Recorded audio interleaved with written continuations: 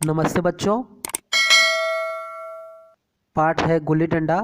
पहले भाग में हम लोगों ने पढ़ा था कि लेखक को बचपन में गुल्ली डंडा का जो खेल था वो बहुत ही ज़्यादा पसंद था, क्योंकि यह जो खेल है इसमें एक पैसा खर्च करने की कोई ज़रूरत नहीं है और बस पेड़ की एक टहनी काटो और गुल्ली डंडा बना लो, है ना। इसमें कोई विशेष नियम की या कुछ विशेष, है ना, परसाने वाली कुछ ग्राउंड की किसी भी प्रकार से ज़रूरत नहीं है। जब चाहे जहाँ पर भी आसानी से इस खेल को खेला जा सकता है। इसलिए लेखक को यह जो खेल है वो बहुत पसंद था। जिस गांव में लेखक रह रहे थे उनके पिताजी का उस गांव से तबादला हो गया, है ना, उनका बदली हो गया। तो लेखक बहुत खुश थे कि अब वे किसी दूसरे स्थान पर जाएंगे जहाँ पर बहुत ऊंचे ऊंचे मकान होते हैं, जहाँ पर अंग्रेजी माध्यम में पढ़ाया जाता है। विद्यालयों में शिक्षक जो है बच्चों को डांटते नहीं है ना, मतलब पीटते नहीं हैं। तो इन सभी बातों से जो है लेखक बहुत अपने बचपन में खुश था। परंतु लेखक के जो माता पिता थे वो दुखी थे, है ना, क्योंकि जहाँ पर वो रह रहे थे वहाँ उनका लोगों के साथ मेल जोल अच्छा था। तो वो जो है दुखी थे, उनके जो माता पिता थे। परंतु लेखक बचपन में होने के कारण, है ना, बचपन की अवस्था उनका होने के कारण वो काफ़ी खुश थे कि दूसरी जगह जाने को मिलेगा, और अपने दोस्तों को इस बारे में वो खूब जो है चर्चा करता है। तो आइए आगे का भाग पढ़ते हैं। 20 साल गुजर गए, मैंने इंजीनियरिंग पास की और उसी ज़िले का दौरा करता हुआ उसी कस्बे में पहुंचा। तो लेखक को इस गांव से गए हुए लगभग 20 साल हो गए और वे इंजीनियर की पढ़ाई करके इसी गांव में जो है ना, उनकी क्या है, अब नौकरी लग चुका है ना। तो इसी गांव में वो ज़िले का दौरा करता हुआ उसी कस्बे में, उसी गांव में आया और डाक बंगले में ठहरा। उस स्थान को देखते ही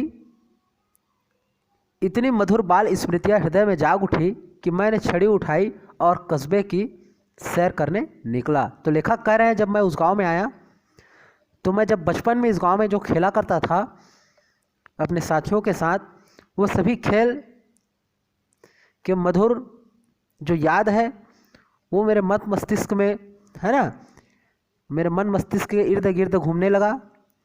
और मैं अपनी यादें मजबूत करने के लिए एक छड़ी अपने हाथ में लिया और इस प्रकार मैंने गांव की सैर करने के लिए निकल पड़ा। आंखें किसी प्यासे पथिक की भांति बचपन के उन क्रीड़ा स्थलों को देखने के लिए व्याकुल हो रही थी। तो लेखक कह रहा है कि मैं जहाँ जहाँ पर खेलता था, जैसे गांव का वातावरण था, उसी वातावरण को और उन स्थानों को देखने के लिए मैं व्याकुल था, पर उस परिचित नाम के सिवा और कुछ परिचय ना था। जहाँ खंडहर था पहले, अब वहाँ पक्के मकान बन गए थे। जहाँ बरगद का पुराना पेड़ था वहाँ अब एक सुंदर बगीचा था। तो जब लेखक बचपन में उस गांव में जहाँ, है ना, खेला करता था बचपन में, उस गांव का क्या हो गया है, पूरा नक्शा बदल गया है। जहाँ खंडहर हुआ करता था अब वो स्थान पर मकान बन चुके हैं पक्के, है। जहाँ पर बरगद का पहले पेड़ हुआ करता था वहाँ एक बगीचा गार्डन बन चुका है। स्थान की काया पलट हो गई है ना। काया पलट मतलब होना, परिवर्तन होना। पूरे स्थान जो है बदल गए हैं। अगर उसके नाम और स्थिति का ज्ञान ना होता तो मैं उसे पहचान भी ना सकता। बचपन की संचित और अमर स्मृतियाँ बाहें खोले अपने उन पुराने मित्रों से गले मिलने को अधीर हो रही थी। तो लेखक बचपन में अपने दोस्तों के साथ खेला करता था। उन दोस्तों को मिलने के लिए वह काफ़ी उत्सुक था, है ना। और बचपन में गया नाम के व्यक्ति, है ना, जो उसका दोस्त था बचपन का, वो उसको जो है नाम याद था और यही उसका एक सहारा था इस गांव में, जिसके माध्यम से वह अपने दोस्तों से मिल सकता था। मगर वह दुनिया बदल गई थी। ऐसा जी होता था कि उस धरती से लिपट कर रोऊं और कहूं कि तुम मुझे भूल गई हो। तो मैं तो अब भी तुम्हारा वही रूप देखना चाहता हूँ। ऐसा कौन कह रहे हैं, लेखक कह रहे हैं कि मैं बचपन में जिस तरह से तुम्हारे मिट्टी में खेला करता था गांव की, है ना, मैं उसी मिट्टी को देखना चाहता हूँ। मेरे मन में वही आज भी जिज्ञासा है। सहसा एक खुली आँख, एक खुली जगह में मैंने 2-3 लड़कों को गुल्ली डंडा खेलते देखा, है ना। सहसा मैंने अचानक लेखक ने देखा कि कुछ बच्चे जो है गुल्ली डंडा खेल रहे हैं। एक क्षण के लिए मैं अपने को बिल्कुल भूल गया। और इस प्रकार लेखक जब बच्चों को क्या करते हैं, है ना, जो इंजीनियर बन चुके हैं, बच्चों को गुल्ली डंडा खेलते हुए देख अपने बचपन की उन यादों को महसूस कर रहे हैं और वह भूल गए हैं कि मैं अब एक अफसर हूँ, है ना। उनका एक विशेष ठाप बाट रौब है, ये सब वे भूल गए हैं। जाकर एक लड़के से पूछा, क्यों बेटे, यहाँ कोई गया नाम का आदमी रहता है?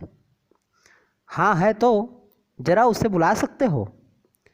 लड़का दौड़ता हुआ गया और एक क्षण में एक 5 हाथ के काले देव को साथ लिए आता दिखाई दिया। ये काले देव कौन है? यही गया है ना, जो बंदरों की सी चपलता, बंदरों के समान उनकी उंगली लंबे लंबे, है ना, और काले, ये जो है कौन है? गया है। जो दूर से ही वह जो है लेखक है उनको पहचान गया और उसकी ओर लपकना चाहता था, उससे गले लिपट जाऊं, पर कुछ सोच कर रह गया। बोला, कहो गया, मुझे पहचानते हो? तो लेखक इस प्रकार अपने मित्र को गला लगाना चाहता था, लेकिन मित्र एक इंजीनियर से गला लगाने में झिझक महसूस कर रहा था, है ना, क्योंकि वो क्या हो चुका था? अफसर हो चुका था। इसलिए लेखक ने यह पूछा कि गया, क्या तुम मुझे पहचानते हो? तो गया ने झुककर सलाम किया, हाँ मालिक, भला पहचानूंगा क्यों नहीं। आप मज़े में हो? बहुत मज़े में। तुम अपनी कहो। डिप्टी साहब का साइंस हूँ। इस प्रकार मतई, मोहन, दुर्गा सब कहाँ हैं? कुछ खबर है? मतई तो मर गया, दुर्गा और मोहन दोनों डाकिया हो गए हैं। आप? मैं तो जिले का इंजीनियर हूँ। कौन कह रहा है? लेखक कह रहा है कि मैं जिले का इंजीनियर हूँ। और इस प्रकार लेखक ने अपने और दोस्तों के बारे में पूछा, है ना, मतई मोहन के बारे में पूछा। तो मतई अब इस संसार में नहीं है और मोहन दुर्गा जो है अब डाकिया, है ना, का पद प्राप्त कर चुके हैं। ये सब बातें उनके बीच होता है। सरकार तो पहले ही बड़े जहीन थे। जहीन मतलब बुद्धिमान, समझदार, है ना। गया कह रहा है लेखक को कि आप तो बचपन से ही बहुत ही क्या थे? समझदार थे, बुद्धिमान थे। अब कभी गुल्ली डंडा खेलते हो? गया ने मेरी ओर प्रश्न भरी आंखों से देखा। अब गुल्ली डंडा क्या खेलूँगा सरकार, अब तो धंधे से छुट्टी नहीं मिलती, है ना, अब बड़े हो चुके हैं। लेखक पूछता है, गुल्ली डंडा खेलते हो? तुम तो बड़े माहिर थे गुल्ली डंडा खेलने में। तो बोलता है, नहीं, अब धंधा पानी में फुर्सत कहाँ। गया बड़ी मुश्किल से राजी हुआ, है ना। तो लेखक कहता है कि आओ आज हम तुम खेलें, तुम पदाना हम पदेंगे, तुम्हारा एक दांव हमारे ऊपर है, वह आज ले लो। हम पीछे मतलब कल पढ़े थे, है ना, कि एक बार क्या था, लेखक का दांव हो गया था और वो दांव देने के डर से, है ना, तरह तरह के बहाने बनाकर भाग रहा था। तो दोनों के बीच झगड़ा हो जाता है ना। फिर जो लेखक था अपनी बचपन में गया का हाथ काट देता है ना, तो वो उसे डंडे से मार देता है गया जो है। तो लेखक रोने लगता है अपने बचपन में। तो गया डर जाता है ना, कहीं घर में डांट डपट ना हो जाए, है ना, इस प्रकार से वो जो है डर जाता है। तो लेखक अपना आंसू को पोंछता हुआ और हंसता हुआ अपने घर की ओर चला जाता है। तो उसी दिन को याद करते हुए लेखक कह रहा है कि, है ना, तुम्हारा एक दांव हमारे ऊपर है, वह आज ले लो। गया बड़ी मुश्किल से राजी हुआ। वह ठहरा टके का मजदूर, मैं एक बड़ा अफसर, है ना, एक बड़े आदमी के साथ एक मजदूर कैसे खेलेगा, झिझक रहा है गया। हमारा और उसका क्या जोड़, बेचारा झेप रहा था, मतलब झिझक रहा था। लेकिन मुझे भी कुछ कम झेपना थी। लेखक कह रहा है मैं भी झिझक रहा था, इसलिए नहीं कि मैं गया के साथ खेलने जा रहा हूँ, बल्कि इसलिए कि लोग इस खेल को अजूबा समझकर इसका तमाशा बना लेंगे और अच्छी खासी भीड़ लग जाएगी और उस भीड़ में वह आनंद कहाँ रहेगा। पर खेल बगैर तो रहा नहीं जाता। आखिर निश्चय हुआ कि दोनों जने बस्ती से बहुत दूर खेलेंगे और बचपन की उस मिठाई को खूब रस ले लेकर खाएंगे। तो लेखक को इस बात का डर था कि अगर बस्ती में हम दोनों खेलेंगे और मैं एक इंजीनियर हूँ, है ना, एक अफसर साहब हूँ, तो यहाँ देखने वालों की भीड़ हो जाएगा और इस प्रकार सबके भीड़ में हम खेलेंगे तो अच्छा नहीं लगेगा। इसलिए उन्होंने जगह का चुनाव किया बस्ती से दूर, जहाँ वो दोनों ही हों और इस प्रकार दोनों अपने, है ना, बचपन की यादों को मजबूत करते हुए खेलेंगे और खेल का आनंद लेंगे। मैं गया को लेकर डाक बंगले पर आया और मोटर में बैठकर दोनों मैदान की ओर चले। साथ में मैंने कुल्हाड़ी ले ली। मैं गंभीर भाव धारण किए हुए था, लेकिन गया इसे अभी तक मजाक समझ रहा था, है ना। गया सोच रहा था कि इंजीनियर साहब क्या कह रहे हैं, इस उम्र में गुल्ली डंडा खेलेंगे, मजाक कर रहे होंगे, ऐसा वो सोच रहा था। और इस प्रकार से वो जो है गंभीर भाव से देख रहा था कि ये क्या कर रहे हैं, कुल्हाड़ी हाथ में ले रहे हैं, है ना, गुल्ली डंडा खेलेंगे कह रहे हैं और गुल्ली डंडा खेलने के लिए जो है मुझे ले जा रहे हैं। ऐसा गया जो है गंभीर भाव से जो है लेखक की ओर देख रहा था, फिर भी उसके मुख पर उत्सुकता या आनंद का कोई चिन्ह ना था। किसके ऊपर, किसके चेहरे पर? गया के चेहरे पर। शायद वह हम दोनों में जो अंतर हो गया था यह सोचने में मगन था, है ना, कि अब वो एक साधारण मजदूर आदमी है ना, और जो उसका बचपन का जो साथी है वह एक इंजीनियर बन चुका है। इस बात से वो जो है सोचने में अपने आप में क्या हो चुका था, मजबूर हो चुका था। मैंने पूछा, तुम्हें कभी हमारी याद आती थी गया? सच बताना। गया झिझकते हुआ बोला, मैं आपको याद करता हुजूर, किस लायक हूँ? भाग में आपके साथ कुछ दिन खेला बदा था, नहीं तो मैं आपके समान में मेरी क्या गिनती। तो गया कहता है कि मैं आपको क्या याद करूँगा सरकार, मेरे तो बड़े भाग कि मैं आपके साथ, है ना, बचपन में खेला हूँ और आप कहाँ ठहरे और मैं कहाँ ठहरा। तो लेखक कहता है, मैं कुछ उदास होकर कहा, लेकिन मुझे तो तुम बराबर याद आते रहते थे। तुम्हारा वह डंडा जो तुमने तान कर मुझको मारा था, याद है तुम्हें? गया ने पछताते हुए कहा, वह लड़कपन था सरकार, बचपन का था, है ना। आप उस बात को याद ना कीजिए और उस बात को लेकर आप बुरा ना मानिएगा। वो बचपन था इसलिए मैं मार दिया था आपको खेल खेल में। वाह, वह मेरे बाल जीवन की सबसे सुंदर याद है ना। और तुम कह रहे हो कि मैं उसे भूल जाऊं, याद ना दिलाऊं? ये मेरे बचपन का सबसे सुंदर, मेरे जीवन का सबसे मधुर, है ना, खेल के समय जो हमने आपस में झगड़ा किया था, ये उस समय का सबसे मेरे लिए महत्वपूर्ण याद है। तुम्हारे उस डंडे में जो आनंद था, रस था, वह तो अब ना आदर सम्मान में पाता हूँ ना धन में। हम बचपन में झगड़ा करके खेलते थे, तुमने जो मुझे डंडे से मारा उसमें इतना आनंद था कि आज मैं इंजीनियर हो चुका हूँ और इस इंजीनियर का मान सम्मान और धन पा रहा हूँ। उस धन और मान सम्मान में तुम्हारे डंडे इतने जैसे, है ना, मेरे को मतलब आनंद प्यार नहीं मिलता है।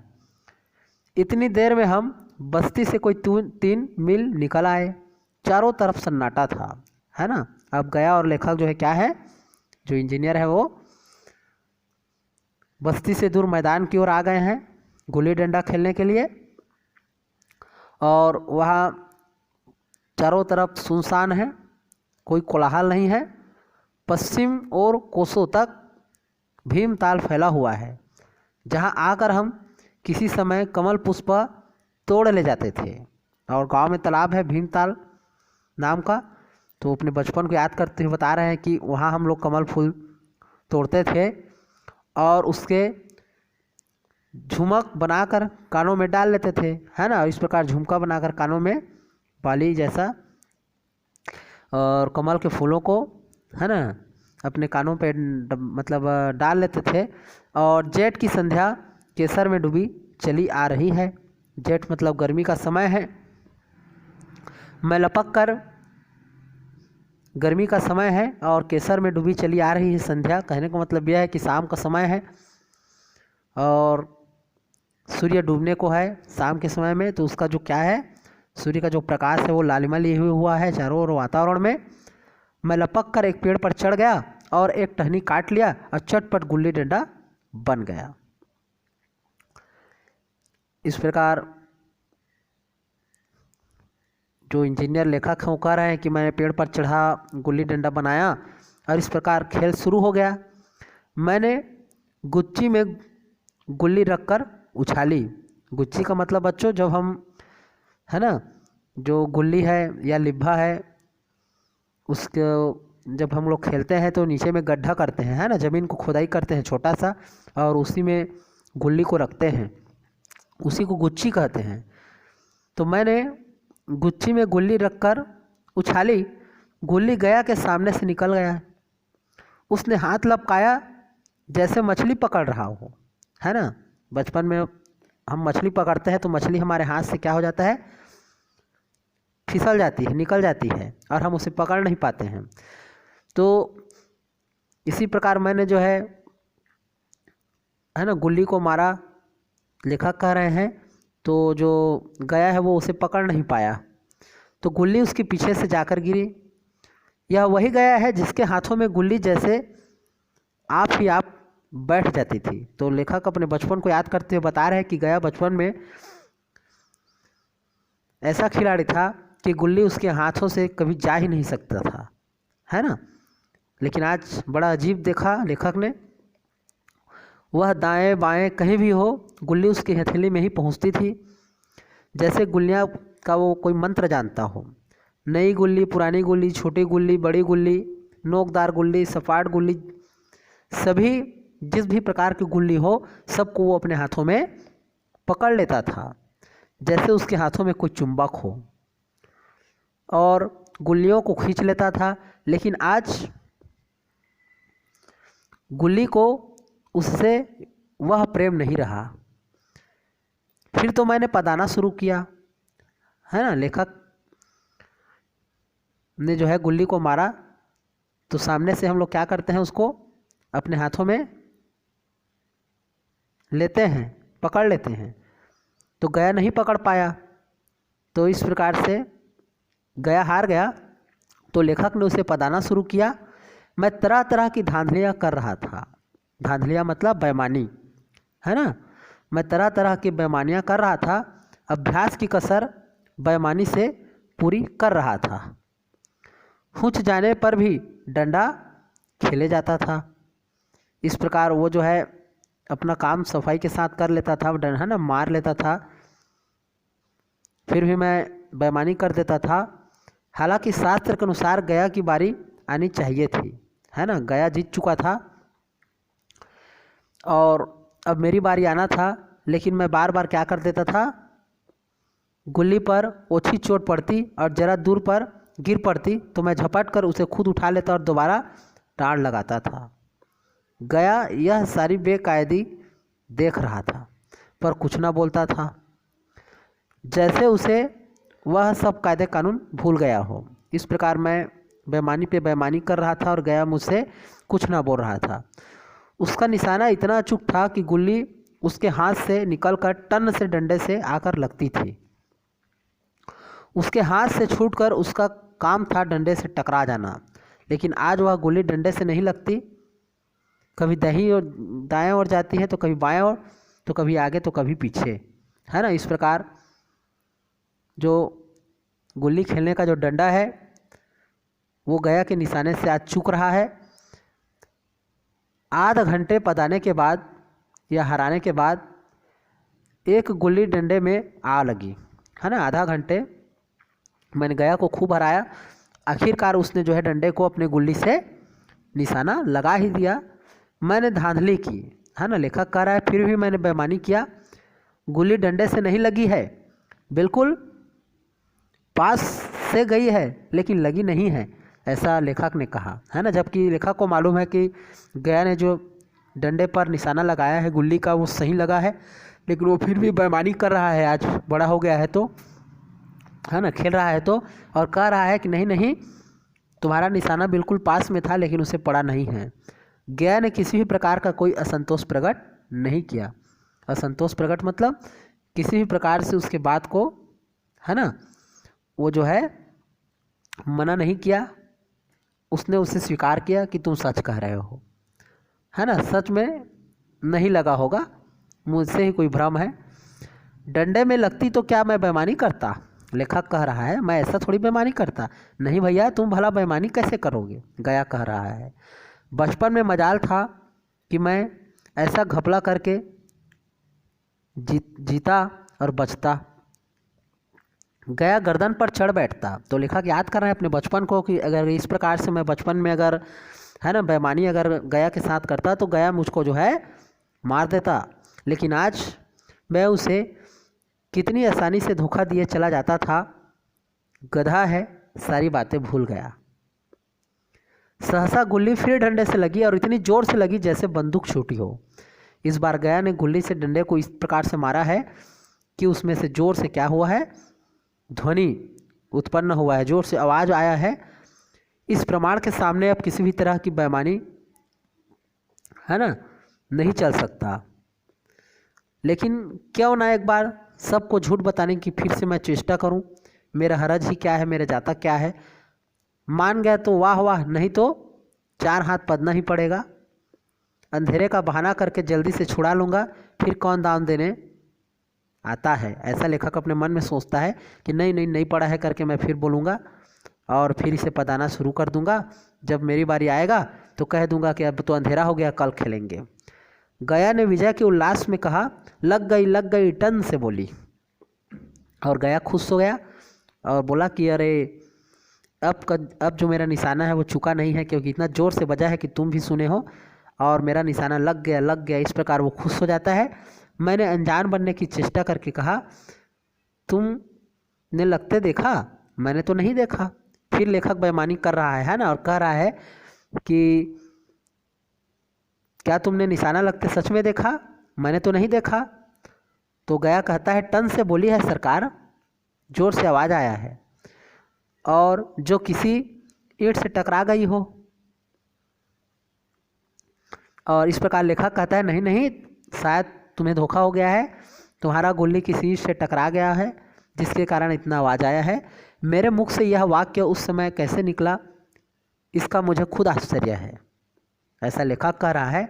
और इस सत्य को झुठलाकर वैसा ही था जैसे दिन को रात बनाना, है ना, दिन को रात बताना। लेखक बार बार बेईमानी कर रहा है। हम दोनों ने गुल्ली को डंडे से मैं जोर से लगते देखा था, लेकिन गया ने मेरा कथन स्वीकार कर लिया। अब फिर लेखक ने बेईमानी किया तो गया ने कुछ ना बोला। हाँ चलो ठीक है, तुम ही कहते हो सही है, नहीं पड़ा है। हाँ किसी ईंट में ही लगा होगा, डंडे में लगती तो इतना आवाज़ ना आता। और इस प्रकार फिर लेखक ने फिर से पदाना शुरू किया। लेकिन इतनी प्रत्यक्ष धांधली कर लेने के बाद गया की सरलता पर मुझे दया आने लगी। इसलिए जब तीसरी बार गुल्ली डंडे में लगी तो मैंने बड़ी उदारता से दाव देना तय कर लिया। इस प्रकार लेखक को बार बार बेईमानी करने के कारण और हराने के कारण खुद ही लेखक के मन में एक प्रकार से गया के प्रति दया आ जाता है। और गया इस बार तीसरा बार जब मारता है डंडे पर अपनी गुल्ली को, तो लेखक स्वीकार कर लेता है कि अब तुम जीत गए, अब मेरी बारी है ना, और मैं दाव दूंगा, ऐसा वो जो है निश्चय कर लेता है। तो गया ने कहा अब तो अंधेरा हो गया भैया, कल खेलेंगे। मैंने सोचा कल बहुत समय, है ना, बहुत समय होगा, यह ना जाने कितनी देर मुझे पदाएगा, इसलिए इसी वक्त मामला साफ कर लेना अच्छा होगा। और इस प्रकार लेखक कह रहे हैं कि कल तो बहुत समय होगा, खेलेंगे तो ये मुझे छोड़ेगा नहीं, इसलिए मैंने कहा नहीं नहीं अभी खेलेंगे। अंधेरा है तो क्या हुआ, अभी खेलेंगे। नहीं नहीं अभी उजाला है, तुम अपना दांव ले लो, गुल्ली सूझेगी नहीं। गया कह रहा है कि गिल्ली, है ना, जो है शाम हो गया है, रात हो गया है तो दिखाई नहीं देगा, कोई बात नहीं। गया ने पदाना शुरू किया, पर उसे अब बिल्कुल अभ्यास न था। उसने 2 बार टार लगाने का इरादा किया। इस प्रकार 2 बार उसने जो है टार लगाया, है ना। हम गुल्ली को क्या करते हैं, फेंकते हैं दूर, तो दोनों ही बार हुज गया, दोनों बार वो ठीक से ना लगा पाए निशाना, और 1 मिनट से कम में ही दांव खो बैठा। इस प्रकार दूर तक गुल्ली गया ही नहीं, और लेखक ने डंडे पर जो निशाना मारा वो बहुत ही कम दूर में था, इसलिए उसका दांव ही खत्म हो गया, और मैंने अपने हृदय की विशालता का परिचय दिया, है ना। इस प्रकार मैं जीत गया, ऐसा लेखक सोचता है। एक दांव और खेल लो, तुम तो पहले ही हाथ में हुज गए, है ना। एक दांव और खेल लो, तुम तो शुरू में ही अच्छा से निशाना नहीं लगा पाए, इसलिए पहले ही मैं जीत गया। नहीं भैया, अब अंधेरा हो गया, तुम्हारा अभ्यास छूट गया है, कभी खेलते नहीं, खेलने का समय कहाँ मिलता है भैया। और इस प्रकार हम दोनों मोटर पर जा बैठे और चिराग जलते जलते पड़ाव पर पहुंच गए। गया चलते चलते बोला, कल यहाँ गुल्ली डंडा होगा, सभी पुराने खिलाड़ी खेलेंगे, तुम भी आओगे, जब तुम्हें फुर्सत हो तभी खिलाड़ियों को बुलाऊं। तो गया बताता है कि कल यहाँ पर गुल्ली डंडा का खेल होना है, जिसमें कुछ साथी हम लोग बचपन में जिसके साथ खेला करते थे वो सभी होंगे, और तुम तो नौकरी वाले आदमी हो, अगर तुम्हारा काम होगा तो तुम बताओ तुम्हारा फुर्सत समय कब होगा, उसी समय उन लोगों को मैं बुला लूँगा। मैंने शाम का समय दिया, है ना। लेखक कह रहा है जो इंजीनियर है कि मैंने शाम का उनको समय दिया, और दूसरे दिन मैच देखने गया। कोई 10-10 आदमियों की मंडली थी, मंडली मतलब समूह, 10-10 के समूह थे। कई मेरे लड़कपन के साथी निकले, लेखक कह रहा है कि कई मेरे बचपन के उसमें से साथी थे, जिसमें से अधिकांश युवक थे जिन्हें मैं पहचान ना सका। और खेल शुरू हुआ, मैं मोटर पर बैठा बैठा तमाशा देखने लगा।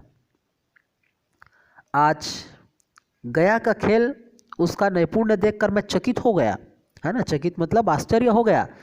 आज जो इंजीनियर है, लेखक है, आज वो गाड़ी में बैठ के जो है गुल्ली डंडा का खेल देख रहे हैं। तो गया जिस प्रकार से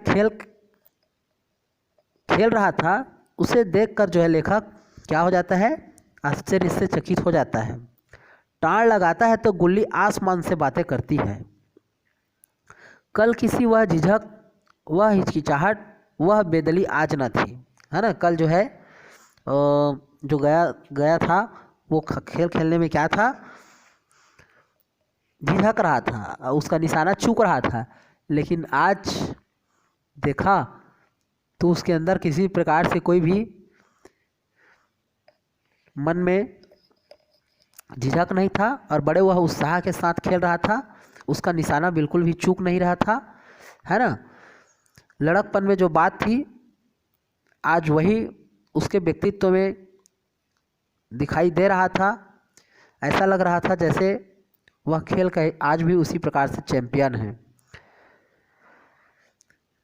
जैसा मैंने उसको देखा,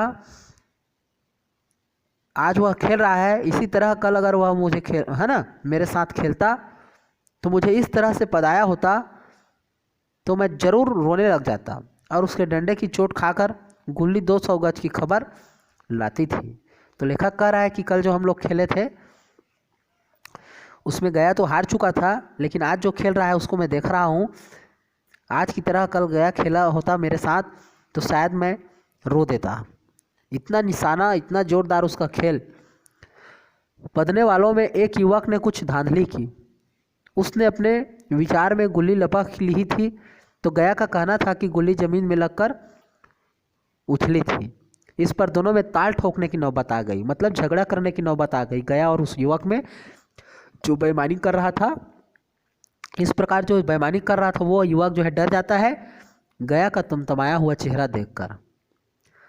अगर वह डरता नहीं तो जरूर मारपीट वहां पर हो जाता। मैंने वहां पर जो खेल हुआ उसमें मैं नहीं खेल रहा था, पर दूसरों की इस खेल को मैं देख रहा था तो मुझे मेरा बचपन याद आ रहा था और मुझे आनंद मिल रहा था। जब हम सब कुछ भूलकर खेल में मस्त हो जाते थे, अब मुझे मालूम हुआ कि कल गया ने मेरे साथ खेला नहीं, है ना। आज जिस प्रकार से लेखक जो इंजीनियर है वो देख रहे हैं कि गया किस तरह से आज खेल खेला है, गुल्ली डंडा का, तो ऐसा लगता है कि जैसे वो मेरे को कल हम लोग जब दोनों खेल रहे थे मैदान में, है ना, तो वो मेरे साथ खेल नहीं रहा था, केवल खेलने का वो बहाना कर रहा था। उसने मुझे दया का पात्र समझा। ऐसा लेखक सोचता है कि उसने मुझे दया का पात्र समझा। मैंने उनके साथ बहुत बेईमानी की, लेकिन वो क्रोधित नहीं हुआ। इसलिए वो क्रोधित नहीं हुआ, इसलिए उसको गुस्सा नहीं आया क्योंकि वो खेल नहीं रहा था, वो तो मुझे खिला रहा था, मेरा मन रख रहा था। जैसे हम बच्चों के साथ खेलते हैं तो हम लोग, है ना, जो बड़े होते हैं वो क्या करते हैं, अपने आप को हार गए ऐसा हम बच्चों को बताते हैं तो बच्चा क्या हो जाता है, खुश हो जाता है। जबकि ऐसा नहीं होता है सच में, है ना। हम बच्चे का मन रखने के लिए ऐसा करते हैं। ठीक उसी प्रकार गया ने लेखक के साथ, जब उसके साथ लेखक खेल रहा था गुल्ली डंडा, तो ऐसा ही वो कर रहा था। आज यह बात 10-10 के मंडली में अपने मित्रों को खेलते हुए देख लेखक को महसूस हुआ। वह मुझे पदाकर मेरा कचूमर नहीं निकालना चाहता था। मैं अब अफसर हूँ, यह अफसरी मेरे और उसके बीच में दीवार बन गई है। लेखक सोचता है कि आज मुझे नौकरी मिल चुका है और वो एक मजदूर है ना, तो हम दोनों के बीच में आज अमीरी और गरीबी का एक दीवार बन चुका है जो बचपन में नहीं था। मैं अब उसका लिहाज पा सकता हूँ, मैं उसका अदब पा सकता हूँ, है ना, साहचर्य नहीं पा सकता। कहने का मतलब यह है कि लेखक आज बड़े हो चुके हैं, इसलिए वो कह रहा है कि मैं उसका, है ना, उससे बड़ा हर क्षेत्र में, सम्मान के क्षेत्र में हो, रौब के क्षेत्र में हो, मैं ज़रूर बड़ा हूँ, लेकिन मैं उसकी मित्रता को आज नहीं प्राप्त कर रहा हूँ। जब हम लोग बचपन में थे तो दोनों समकक्ष थे, एक दूसरे के, है ना, बराबर थे। परंतु आज मुझे जो यह नौकरी मिला है, इंजीनियर का जो पद मिला है, आज मैं उस पद के कारण केवल उसकी दया का पात्र हो गया हूँ। वह मुझे अपना समकक्ष नहीं मानता, वह मुझे अपना, है ना, जोड़ का मित्र नहीं मानता। इसलिए आज गया बड़ा हो गया है और मैं छोटा हो गया हूँ, ऐसा लेखक सोचता है। इस प्रकार से इस पाठ को जो है अंत होता है।